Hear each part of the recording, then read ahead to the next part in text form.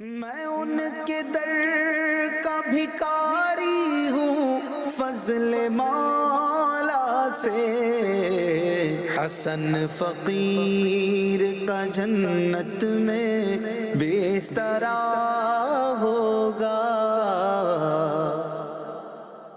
الحمدللہ رب العالمین والصلاة والسلام علی خاتم النبیین، اما بعد فاعوذ باللہ من الشیطان الرجیم، بسم اللہ الرحمن الرحیم۔ الصلاة والسلام علیک یا رسول اللہ وعلی آلک واصحابک یا حبیب اللہ، الصلاة والسلام علیک یا نبی اللہ وعلی آلک واصحابک یا نور اللہ۔ مدنی چینل کے ناظرین، دیکھ رہے ہیں پروگرام کلام شہنشاہ سخن۔ شہنشاہ سخن یہ مولانا حسن رضا خان حسن رحمۃ اللہ علیہ کا لقب بھی ہے۔ آپ کو بڑے بڑے شہنشاہ سخن کہتے ہیں، یعنی شاعری کا بادشاہ۔ آپ واقعی ایسے شاعر تھے کہ ہر فن میں اور ہر صنعت میں کمال کیا۔ بڑے خوبصورت بحر پر کلام آپ نے لکھے، سبحان اللہ۔ اور آپ کی نعتیہ کتاب، نعتیہ دیوان کا نام ہے ذوق نعت، جو مکتبۃ المدینہ نے شائع کر دیا ہے۔ آپ اسے ڈاؤن لوڈ بھی کر سکتے ہیں dawat-islami.net سے۔ اور آج ہمارا جو کلام پیش نظر ہے وہ آپ کا لکھا ہوا بڑا ہی خوبصورت کلام، جس کے 27 اشعار ہیں، وہ ہم سنیں گے اور اس کی وضاحت اور تشریح آپ کو پیش کریں گے۔ کلام ہے: کرے چارہ سازی زیارت کسی کی، بھرے زخم دل کے ملاحت کسی کی۔ یہ کلام انشاءاللہ طرز میں بھی سنائیں گے اور آپ کو اس کے مشکل الفاظ کے میننگز بھی بتائیں گے، اسکرین پر بھی اشعار دکھائیں گے۔ اور یہ کلام آپ کے ان کلاموں میں سے ہے جو جا بجا پڑھے جاتے ہیں، بہت زیادہ مشہور بھی نہیں ہے، لیکن بالکل منفرد بھی نہیں ہے کہ پڑھا ہی نہ جاتا ہو۔ لیکن آپ دیکھیں گے کہ اس کے کئی اشعار جو آپ نے شاید نہ سنے ہوں، وہ انشاءاللہ الکریم اس پروگرام میں آپ کو سننے کو ملیں گے۔ نبی کریم رؤوف الرحیم صلی اللہ علیہ وآلہ وسلم نے فرمایا، تم مجھ پر درود پڑھو، اللہ تم پر رحمت بھیجے گا۔ صلو علی الحبیب صلی اللہ علی محمد صلی اللہ علیہ وآلہ وسلم۔ فرماتے ہیں کہ کرے چارہ سازی زیارت کسی کی، کرے چارہ سازی زیارت کسی کی، کرے چارہ سازی زیارت کسی کی، بھرے زخم دل کے ملاحت کسی کی، بھرے زخم دل کے ملاحت کسی کی۔ اس کلام میں بار بار یہ لفظ آئے گا اور ردیف ہے یہ کسی کی، اور یہاں پر حضور علیہ السلام کی بات ہو رہی ہے، ذکر مصطفیٰ صلی اللہ علیہ وآلہ وسلم ہے، لیکن یہاں انداز جو ہے وہ غائبانہ ہے۔ اور یہ ایک خوبصورت انداز ہوتا ہے کہ آپ کے ساتھ ہی کوئی بیٹھا ہو، آپ کے سامنے ہی کوئی ہو، لیکن آپ غائبانہ اس کے بارے میں بات کریں۔ جیسے کوئی شخصیت بیٹھی ہو اور ہم کہیں کہ وہ ایک مرد قلندر جس نے بڑا دین کا کام کیا، وہ شخص کہ جس نے بہت نیکیوں بھرے کام کیے وغیرہ وغیرہ، اور حالانکہ وہ ساتھ ہی بیٹھے ہوں، قریب ہی تشریف فرما ہوں، تو یہ ایک تعریف کا انداز ہوتا ہے۔ اور بعض اوقات اس میں تجاہل عارفانہ بھی ہوتا ہے کہ کسی چیز کو جانتے ہوئے بھی سوال کیا جاتا ہے، تو اس طرح کے مکس انداز آپ اس کلام میں دیکھیں گے۔ تو پہلے شعر میں کہتے ہیں، کرے چارہ سازی زیارت کسی کی۔ چارہ سازی، یہاں پر بات کو روک دیجئے، اور زیارت کسی کی یہ الگ جملہ ہے کہ چارہ سازی کرتی ہے۔ چارہ سازی کہتے ہیں کام بنانا، کسی کے مسئلے کو حل کرنا۔ کیسے؟ زیارت کسی کی، یعنی کسی کی زیارت مسئلے حل کر دیتی ہے۔ اسے کچھ کرنا نہیں پڑتا، اسے بولنا نہیں پڑتا، اشارہ نہیں کرنا پڑتا، اٹھنا نہیں پڑتا، دینا نہیں پڑتا، کچھ سائن نہیں کرنا پڑتا، کوئی حکم نہیں کرنا پڑتا۔ میرے آقا مدینے والے مصطفیٰ صلی اللہ علیہ وآلہ وسلم وہ ہیں کہ آپ کی زیارت سے کام بن جاتے ہیں۔ ہاں، صحابہ اکرام علیہم رضوان بعض اوقات حضور علیہ السلام کی قدموں میں حاضر ہو کر اپنی بھوک بھول جاتے، پیاس بھول جاتے، حضور کے جلووں میں ایسے گم ہو جاتے کہ اپنے غم بھول جاتے تھے۔ تو حضور علیہ السلام وہ ہیں کہ آپ کی زیارت چارہ سازی کرتی ہے، زیارت کام بناتی ہے۔ سبحان اللہ۔ کرے چارہ سازی زیارت کسی کی، یعنی کسی کی زیارت کام بنائے، اور بھرے زخم دل کے ملاحت کسی کی۔ ملاحت کہتے ہیں حسن کو، ویسے اس حسن کو ملاحت کہا جاتا ہے کہ جس حسن پر سے آنکھیں نہ ہٹیں، اور آنکھ لگے تو پھر ہٹنے کا دل نہ کرے، بندہ دیکھتا ہی رہے اور دل نہ بھرے اس کی زیارت سے، تو وہ حسن ملیح کہلاتا ہے۔ اور حسن صبیح وہ ہوتا ہے جس پر آنکھ نہ جمے۔ تو حضور پاک صلی اللہ علیہ وآلہ وسلم کا حسن دونوں طرح کا تھا کہ کسی کی آنکھ لگتی تھی تو ہٹتی نہیں تھی، اور کوئی ایسا ہوتا تھا کہ آنکھ اٹھا نہیں سکتا تھا، آنکھ بھر کے دیکھ نہیں پاتا تھا، ایسا جلال بھرا رخسار انور تھا۔ تو اللہ تعالیٰ نے دونوں طرح کے حسن پاک آپ کو عطا فرمائے۔ تو ملاحت، یہاں پر ملاحت معنی تو حسن کا ہے، لیکن ویسے عربی میں جو لفظ ہے ملح، یہ نمک کو کہتے ہیں، اور نمک کا زخم سے بیر ہے۔ نمک اور زخم یہ تو اور زیادہ تکلیف دہ ہے کہ زخم پر نمک چھڑکنا، یہ محاورہ بن گیا۔ زخم کو تو نمک سے، مسالے سے دور رکھا جاتا ہے، اور اگر زخم پر ہی نمک ہو تو زخمی تڑپ اٹھے۔ لیکن یہاں پر چونکہ بات حضور کی ہو رہی ہے، حضور علیہ الصلوۃ والسلام کا حسن پاک وہ حسن ہے کہ یہ ملاحت، یہ حسن ایسا ہے کہ زخم کو بھر دیتا ہے، دل کے زخم مندمل ہو جاتے ہیں، اور آپ صلی اللہ علیہ وآلہ وسلم کی زیارت سے کام بنتے ہیں، اور آپ کے حسن پاک سے زخم اچھے ہو جاتے ہیں۔ سبحان اللہ۔ اگلے شعر میں کہتے ہیں، چمک کر یہ کہتی ہے طلعت کسی کی، چمک کر یہ کہتی ہے طلعت کسی کی، کہ دیدار حق ہے زیارت کسی کی، کہ دیدار حق ہے زیارت کسی کی۔ طلعت یعنی چمک، رنگت، اور آپ صلی اللہ علیہ وآلہ وسلم کا حسن پاک، آپ کی زیارت، آپ کے چہرے انور کا دیدار، یہ کیا ہے؟ خود حضور صلی اللہ علیہ وآلہ وسلم فرماتے ہیں، من رآنی فقد رأى الحق، جس نے مجھے دیکھا اس نے حق دیکھا۔ اس کی ایک جو شرح علماء نے کی ہے، یہ بھی کی ہے کہ گویا حضور علیہ الصلوۃ والسلام کا دیکھنے والا ذات الہی کے انوار حضور کے مبارک وجود پاک میں دیکھتا ہے۔ آپ مظہر ذات کبریا ہیں، اور آپ صلی اللہ علیہ وآلہ وسلم کے وجود پاک میں رب کریم کے مظاہر اور رب کریم کے انوار نظر آتے ہیں، اور آپ صلی اللہ علیہ وآلہ وسلم عام بندوں کی طرح نہیں ہیں، آپ مظہر ذات خدا بندی ہیں۔ تو آپ صلی اللہ علیہ وآلہ وسلم کی زیارت گویا زیارت حق ہے، دیدار حق ہے۔ اور یہ کون کہہ رہا ہے؟ آپ کہتے ہیں کہ یہ آپ کی رنگت پاک خود ہی کہہ رہی ہے۔ بعض اوقات زبان قال ہوتی ہے، جیسے میں ابھی بول رہا ہوں، بعض اوقات زبان حال ہوتی ہے۔ زبان حال حضور کا چہرہ بتاتا ہے زبان حال سے کہ یہ چہرہ اور کسی کا ہو سکتا ہے، یہ چہرہ کسی عام بندے کا ہو سکتا ہے، یہ تو محبوب خدا کا ہی چہرہ ہو سکتا ہے، یہ تو محبوب خدا کا جلوہ ہو سکتا ہے کہ جس کو رب کریم نے اپنے ذات کے انوار کے مظہر کے طور پر چن لیا ہو، جس کو مصطفیٰ بنا لیا ہو، جس کو منتخب کر لیا ہو، اور جس کو بھیجا ہو کہ جا کر اللہ تبارک و تعالیٰ کے دین کو عام کرے اور بندوں کو رب سے جوڑے، اور اس کی ذات میں انوار الہی کی تجلیاں ہوں۔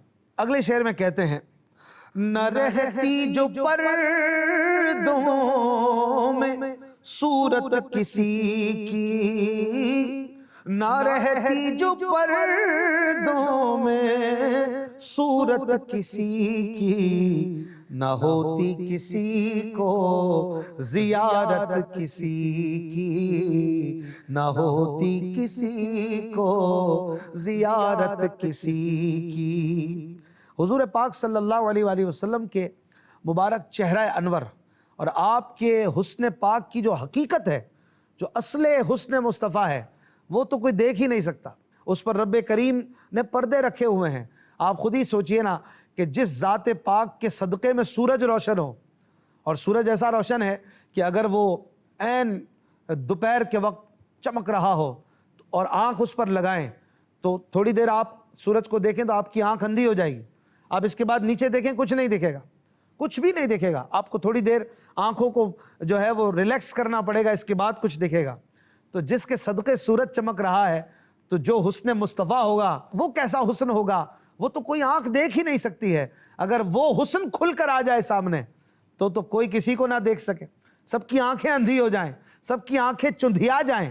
تو اسی بات کو یہاں پر کہہ رہے ہیں کہ نہ رہتی جو پردوں میں صورت کسی کی، یعنی حضور پاک صلی اللہ علیہ وآلہ وسلم کی جو صورت ہے وہ اگر پردوں میں نہ رہتی تو پھر کسی کو کسی کی زیارت نہیں ہوتی، کوئی کسی کو نہیں دیکھ پاتا، سب کی آنکھیں چندیا جاتی، سب کی آنکھیں اندھی ہو جاتی، سبحان اللہ۔ جیسا کہ ایک اور مقام پر مولانا حسن رضا کہتے ہیں نا، ایک جھلک دیکھنے کی تاب نہیں عالم کو، وہ اگر جلوہ کریں کون تماشائی ہو۔ حضور مفتی اعظم ہند مولانا مصطفیٰ رضا خان نوری رحمۃ اللہ علیہ لکھتے ہیں کہ ایک جھلک کا دیکھنا آنکھوں سے گو ممکن نہیں، ایک جھلک کا دیکھنا آنکھوں سے گو ممکن نہیں، پھر بھی عالم دل سے طالب ہے تیرے دیدار کا۔ سب چاہتے ہیں جلوے دیکھیں، لیکن بات یہ ہے کہ کوئی دیکھ ہی نہیں سکتا ہے، سبحان اللہ۔ اگلے شعر میں کہتے ہیں عجب پیاری پیاری ہے صورت کسی کی، عجب پیاری پیاری ہے صورت کسی کی، ہمیں کیا خدا کو ہے الفت کسی کی، ہمیں کیا خدا کو ہے الفت کسی کی۔ عجب یعنی بڑی حیران کن پیاری پیاری صورت ہے کسی کی، یعنی حضور پاک صلی اللہ علیہ وآلہ وسلم کی، اور آپ کی صورت وہ صورت ہے کہ اس کو دیکھ کر ہی محبت ہو جائے۔ دیکھنے والے کہہ دیا کرتے تھے کہ یہ کسی جھوٹے کا چہرہ نہیں ہو سکتا، یہ کسی جادوگر کا چہرہ نہیں ہو سکتا، یہ تو واقعی کسی پیارے کا چہرہ ہے، کسی اچھے شخص کا چہرہ ہے۔ اور پھر ماننے والے مان جاتے تھے، جو انصاف کی نظر سے دیکھتے تھے کہ یہ اللہ کے بھیجے ہوئے رسول ہیں، تو کہتے ہیں ہم ہی کیا، ہم ہی کیا، ہم مخلوق ہی کیا، خدا کو ہے الفت کسی کی، خدا پاک کو کسی کی محبت ہے، خدا پاک کو کسی سے پیار ہے، تو ہم کیا، پھر ہماری کیا اوقات ہے، سبحان اللہ۔ اگلے شعر میں کہتے ہیں ابھی پار ہوں ڈوبنے والے بیڑے، ابھی پار ہوں ڈوبنے والے بیڑے، سہارا لگا دے جو رحمت کسی کی، سہارا لگا دے جو رحمت کسی کی۔ آسان شعر ہے، ابھی پار ہوں ڈوبنے والے بیڑے، بیڑا کہتے ہیں کشتی کو، کشتی جو ناؤ ڈوب رہی ہے، اگر حضور پاک صلی اللہ علیہ وآلہ وسلم کی رحمت سہارا دے، ابھی ڈوبتے ہوئے تر جائیں، ڈوبتے ہوئے نکل جائیں، جس کے صدقے میں طوفان نوح سے نجات مل گئی اور وہ نکل آئے، تو ہماری کشتی کیا ہے، ہم ڈوبتے کیا ہیں، وہ ایک اشارہ کریں تو کام بن جائے۔ جیسا کہ مولانا حسن رضا خان صاحب ایک جگہ پر کہتے ہیں نا کہ اشارہ کر دو تو باد خلاف کے جھونکے، باد خلاف یعنی وہ ہوا جو الٹی سمت میں لے جانے کی کوشش کر رہی ہو اور بالکل طوفان اس کی وجہ سے آ جائے، تو حضور اگر اشارہ کر دیں، اشارہ کر دو تو باد خلاف کے جھونکے ابھی ہمارے سفینے کو پار کرتے ہیں۔ جو ہوا ڈبانے پہ تلی ہوتی ہے وہی پھر نکالنے پہ آمادہ ہو کہ نہیں تمہیں تو نہیں ڈبا سکتی، تم پر تو سرکار کا کرم ہے صلی اللہ علیہ وآلہ وسلم۔ تو حضور کا جو سہارا ہے نا وہ سب سے بڑا سہارا ہے۔ رب کریم نے آپ کو رحمت للعالمین بنایا اور آپ کی رحمت سے غلاموں کے کام ہوتے ہیں۔ بات ہے ماننے کی، بات ہے جڑ جانے کی، بات ہے مانگنے کے انداز کی، جو دل سے مانگتا ہے اس کا کام بھی ہوتا ہے۔ ابھی پار ہوں ڈوبنے والے بیڑے، سہارا لگا دے جو رحمت کسی کی۔ اگلے شعر میں کہتے ہیں کسی کو کسی سے ہوئی ہے نہ ہوگی، کسی کو کسی سے ہوئی ہے نہ ہوگی، خدا کو ہے جتنی محبت کسی کی، خدا کو ہے جتنی محبت کسی کی۔ بڑا پیارا شعر ہے کہ کسی کو کسی سے کبھی بھی کسی بھی زمانے میں کسی دھرتی پر کسی پلانٹ میں کسی جگہ بھی کسی مقام کسی مکان کسی زمان میں کبھی بھی اتنی محبت نہیں ہوئی ہوگی جتنی محبت اللہ پاک کو اپنے حبیب سے ہے۔ اپنے حبیب سے اتنا پیار ہے رب کو، سبحان اللہ، ایسی عطائیں ہیں محبوب پر رب کی کہ اعلیٰ حضرت کی زبانی اگر اس کی ایک جھلک سننا چاہے تو یوں کہ میں تو مالک ہی کہوں گا، کہ ہو مالک کے حبیب، یعنی محبوب و محب میں نہیں میرا تیرا۔ کہیں پر اعلیٰ حضرت کہتے ہیں خدا نے کیا تجھ کو آگاہ سب سے، دو عالم میں جو کچھ خفی و جلی ہے اور کئی محبت کے معنی کا اظہار کرتے ہوئے اعلیٰ حضرت امام احمد رضا خان لکھتے ہیں کہ اور کوئی غیب کیا تم سے نہاں ہو بھلا، جب نہ خدا ہی چھپا تم پہ کروڑوں درود۔ تو یہ محبت کے اظہار ہی ہیں، اور کیا ہے؟ اللہ پاک کو اپنے حبیب سے محبت ہے، اور ایسی محبت ہے کہ جو کسی نبی کو نہیں عطا کیا، جو کسی بندے کو نہیں دکھایا، وہ جلوہ پاک اپنے محبوب کو دکھایا۔ تو یہ محبت ہے، اور یہ وہ محبت ہے کہ جو واقعی محبت ہے، اور جو اس محبت میں سرشار ہو جاتا ہے وہ بندہ بھی پھر اعلیٰ مرتبے والا ہو جاتا ہے، پھر اللہ کا پیارا ہو جاتا ہے، محبوب کا پیارا ہو جاتا ہے۔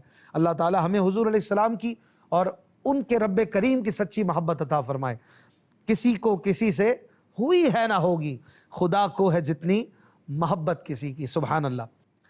دم حشر آسی مزے لے رہے ہیں، دم حشر آسی مزے لے رہے ہیں، شفاعت کسی کی ہے رحمت کسی کی، شفاعت کسی کی ہے رحمت کسی کی۔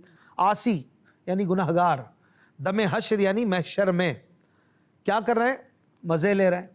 جب حضور علیہ السلام نے شفاعت کر دی اور رب کریم نے رحمت فرما دی، تو شفاعت ہوئی کسی کی، رحمت ہوئی کریم رب کی، تو پھر کیا ہوا؟ عاصیوں کے مزے ہو گئے، گناہگاروں کے مزے ہو گئے۔ لیکن ان گناہگاروں کے جو ان کے ہیں، جو ان کے دامن سے جڑے ہیں، جو ان سے بندھے ہیں، انہی کے لیے یہ ہے۔ لہٰذا بس ان سے جڑے رہنا ہے۔ ان کا کلمہ پڑھا تو وہ سینے سے لگا کر اپنے غلام کو کہیں یہ ہے میرا غلام کہ جس نے میری بات مانی، میری سنتوں پر عمل کیا، اور جس نے روح گردانی کی، سنتوں کو چھوڑا، حضور علیہ السلام کے طریقے سے منہ موڑا، خدا نہ خواستہ ایمان ہی کہیں ضائع نہ ہو جائے، یہ نسبت ہی نہ ٹوٹ جائے، پھر کیسی شفاعت، پھر کیسی رحمت؟ نہ رب کی رحمت ہے، نہ مصطفیٰ کریم کی شفاعت جو ایمان کے ساتھ نہیں گیا۔ لہٰذا ایمان کی سلامتی اس میں ہے کہ سنتوں پر عمل کیا جائے، ٹوٹ کر پیارے آقا سے پیار کیا جائے، اور ان کی زندگی پاک کو اپنی زندگی کا دستور بنایا جائے، ان کے نقش قدم پہ چلتے ہوئے جیا جائے، پھر موت بھی اچھی ہوگی، محشر میں بھی مزے ہوں گے۔ دم حشر آسی مزے لے رہے ہیں، شفاعت کسی کی ہے رحمت کسی کی۔ اگلے شعر میں کہتے ہیں رہے دل کسی کی محبت میں ہر دم، رہے دل کسی کی محبت میں ہر دم، رہے دل میں ہر دم محبت کسی کی، رہے دل میں ہر دم محبت کسی کی۔ قربان جائیے شہنشاہ سخن کی شاعری پر، آپ دیکھیں گے پہلے شعر میں جو لفظ ہے نا، اگلے شعر میں بھی ایگزیکٹ وہی ہے، وہی الفاظ ہے، سیم ٹو سیم۔ رہے دل کسی کی محبت میں ہر دم، یہی الفاظ اگلے مصرے میں مختلف ترتیب سے آگئے، معنی بھی چینج ہو گیا۔ اب یہ کمال دیکھیے شاعری کا، رہے دل کسی کی محبت میں ہر دم، یعنی دل کسی کی محبت میں لگا ہوا ہو، ہر وقت لگا ہوا ہو۔ یہاں کسی سے مراد ظاہر ہے حضور علیہ السلام کی بات ہو رہی ہے، اور رہے دل میں ہر دم محبت کسی کی، دل میں ہر دم محبت مصطفیٰ بسی ہوئی ہو۔ بات مختلف ہے، دونوں میں الگ الگ بات، کہ دل کسی کی محبت میں لگا ہو، دل میں کسی کی محبت بسی ہو، لیکن وہی الفاظ، وہی سیم ٹو سیم الفاظ۔ آپ نوٹ کیجئے، اسے کہتے ہیں شاعری، اور یہ ہوتے ہیں شعراء، اسی لیے تو آپ کو شہنشاہ سخن کہا گیا، کمال کے شاعر ہیں، سبحان اللہ۔ اگلے شعر میں کہتے ہیں تیرا قبضہ کونین ما فیہما پر، تیرا قبضہ کونین ما فیہما پر، ہوئی ہے نہ ہو یوں حکومت کسی کی، ہوئی ہے نہ ہو یوں حکومت کسی کی۔ تیرا قبضہ، قبضہ یعنی کنٹرول، کوئی چیز ہاتھ میں ہوتی ہے تو اس پہ کنٹرول ہوتا ہے۔ قبضہ یہاں کنٹرول اور اختیار کے معنی میں ہے۔ کونین و ما فیہما، کونین دونوں عالم، یہ جہاں بھی وہ جہاں بھی، اور وما فیہما ان دونوں میں جو کچھ بھی ہے، ہر چیز پر حضور کا کنٹرول ہے۔ آپ صلی اللہ علیہ وآلہ وسلم کو رب نے اختیار عطا کر دیے دونوں جہانوں کے۔ ایسی حکومت ہوئی ہے کسی کی؟ ہوئی ہے نہ ہو یوں حکومت کسی کی۔ حضرت سلیمان علیہ السلام کی حکومت بہت بڑی تھی، پوری دھرتی پر آپ کی حکومت تھی، لیکن میرے آقا کی حکومت تو محشر کے دن بھی ہوگی، جنت میں بھی چلتی ہے۔ میرے آقا صلی اللہ علیہ وسلم کونین کے مالک ہیں، کونین بنائے گئے سرکار کی خاطر، کونین کی خاطر تمہیں سرکار بنایا۔ تو حضرت سلیمان علیہ السلام کی حکومت اپنی جگہ پر، لیکن میرے آقا جیسی حکومت تو اللہ نے کسی کو نہیں عطا کی، ہوئی ہے نہ ہو یوں حکومت کسی کی، سبحان اللہ۔ اگلے شعر میں کہتے ہیں خدا کا دیا ہے تیرے پاس سب کچھ، خدا کا دیا ہے تیرے پاس سب کچھ، تیرے ہوتے کیا ہم کو حاجت کسی کی، تیرے ہوتے کیا ہم کو حاجت کسی کی۔ بڑا آسان پیارا شعر ہے۔